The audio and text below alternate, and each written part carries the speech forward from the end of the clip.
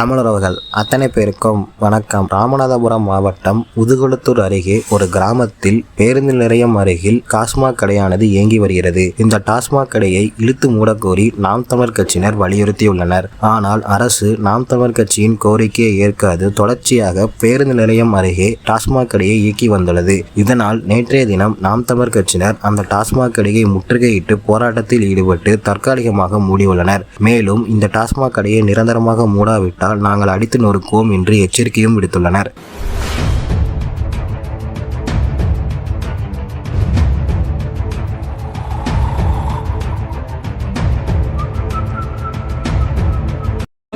மட்டும் உட்கார்ந்துருவான்.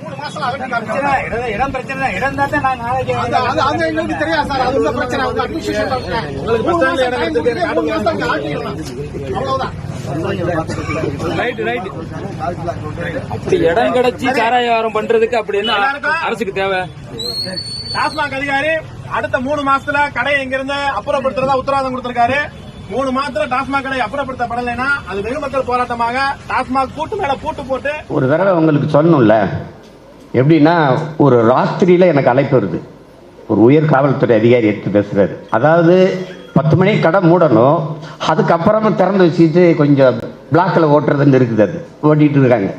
அப்போ நம்ம தம்பிகளை போய் கொடியை பிடிச்சிக்கிட்டு போராட்டம் அங்கேருந்து அடிக்கிறாரு. ஐயா, தயவுசெய்து உங்கள் பிள்ளைகளை கிளம்பி போக சொல்லுங்கய்யா, கடை இப்படி வியாபாரம் நடத்தினா எங்களுக்கு சம்பளம் வராது சாமி அப்படின்னு பாருங்க.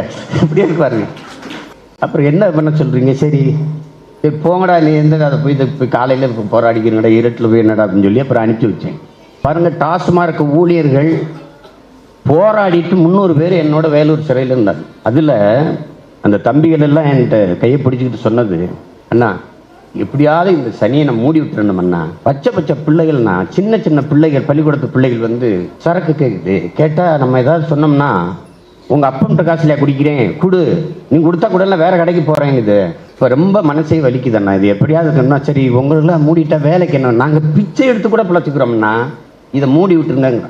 தங்கச்சி பதிவு செய்தது போல குண்டு போட்டு கொலை செய்வது மட்டும் இனப்படுகொலை இல்லை, குடிக்க வைத்து கொலை செய்வதும் இனப்படுகொலை தான்.